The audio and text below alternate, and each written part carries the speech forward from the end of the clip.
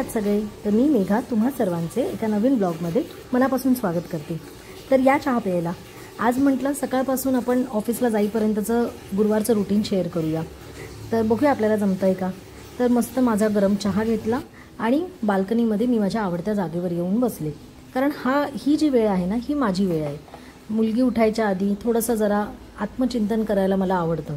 दिवसभरात काय करायचं आहे काय नाही या गोष्टीचा सगळा आढावा घ्यायला लागतो।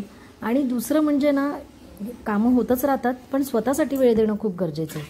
आणि पाणी येतं 7 वाजता आणि ॲज युजल आपल्या सगळ्यांची पाण्याची गडबड असते।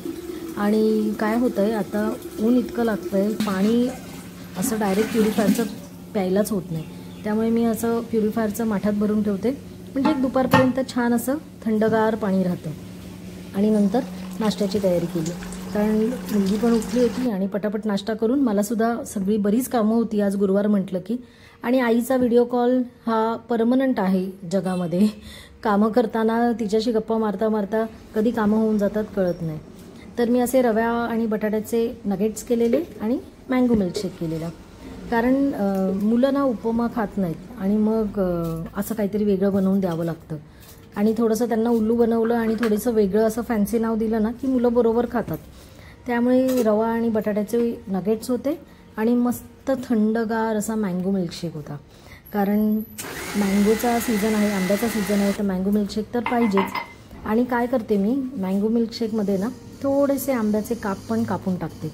छान वाटतात ते असे क्रंच हे येतात ना, क्रंचेस मस्त वाटतं, एकदम छान वाटतं। आणि आज गुरुवार, तर गुरुवारचा स्पेशल पूजा असते आणि बऱ्याच गोष्टी असतात।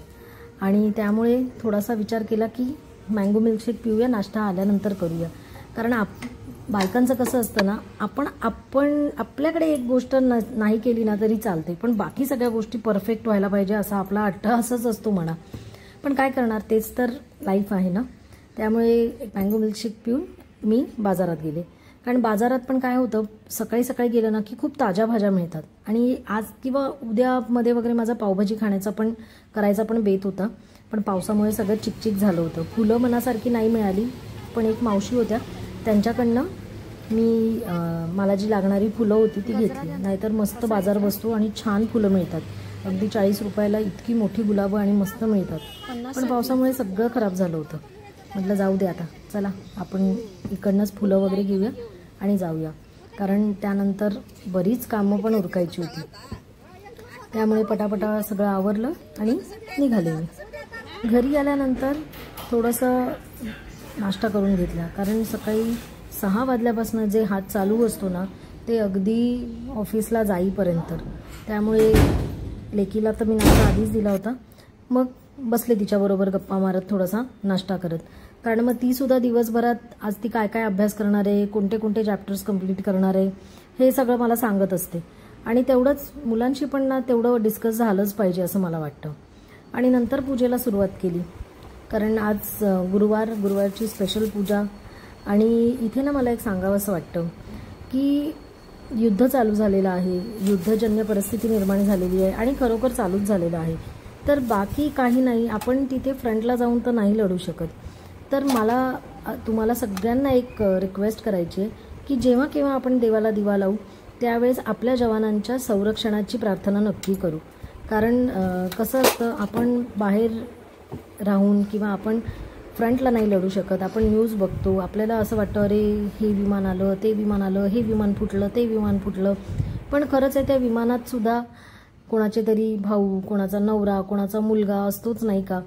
त्यामुळे खूप असं अंगावर काटा येतो, ही अशी फुटलेली विमानं बघितली, बॉम्ब पडलेला दिसला, कारण न्यूजवर इतकं असं दाखवतायत ना, सारखं मनोमन एकच प्रार्थना करावीशी वाटते की आपल्या देशाचे जवान सुरक्षित राहावं, त्यांना संरक्षण मिळावं आणि कोणाचाही वडील, कोणाचाही मुलगा, कोणाचाही नवरा या युद्धामध्ये शहीद होऊ नये।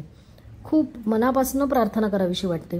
तर मी तुम्हाला पण रिक्वेस्ट करीन, जेव्हा जेव्हा तुम्ही देवाच्या पाया पडाल, जेव्हा जेव्हा देवाला दिवा लावाल, तेव्हा तेव्हा आवर्जून आपल्या देशाच्या जवानांच्या संरक्षणाची प्रार्थना करा। देश तर आपला बलाढ्य आहेच, पण आपले जर जवान संरक्षित असतील, जवान व्यवस्थित असतील तरच आपला देश बलाढ्य राहणार आहे। त्यामुळे सामग्री तर खूप आहे, युद्धाची सामग्री आपल्याकडे बरीच आहे, खूप स्ट्रॉंग देश आहे, पण त्या स्ट्रॉंग देशाबरोबर आपले जवान स्ट्रॉंग राहणं खूप गरजेचं आहे. त्यामुळे परत एकदा मी रिक्वेस्ट करीन की तुम्ही सगळ्यांनी आपल्या देशासाठी प्रार्थना करा, आपल्या जवानांसाठी प्रार्थना करा. जेव्हा सकाळी संध्याकाळी दिवा लावाल तेव्हा एक सुरक्षा कवच आपल्या जवानांसाठी नक्की नक्की मागा. कसा वाटला एकंदर ब्लॉग तुम्हाला? साधा सिंपल ब्लॉग होता, जे नेहमीच आपण सगळी जी कामं करतो तेच फक्त दाखवण्याचा प्रयत्न केला होता. विशेष असं काही नव्हतं. हां, पण आज गुरुवार आहे, तर गुरुवारची विशेष पूजा मात्र होती. तर तुम्ही पाहिलंच असेल की आज स्वामींचा वार आहे आणि स्वामींना पिवळा रंग खूप आवडतो, म्हणून देवारातही पिवळं वस्त्र आणि स्वामींना सुद्धा पिवळं वस्त्रच परिधान मी केलेलं आहे. तर एकंदर असा साधा सिंपल ब्लॉग माझा कंप्लीट झालाय. तर ब्लॉग कसा वाटला हे मला कमेंट करून नक्की सांगा. आणि तुमचे काही सजेशन्स असतील की तुमच्या काही आयडियाज असतील किंवा तुम्हाला काही असं वाटत असेल की असा कोणता कंटेंट आहे की जो तुम्हाला पाहायला आवडेल, तर हे सुद्धा मला कमेंट करून नक्की सांगा.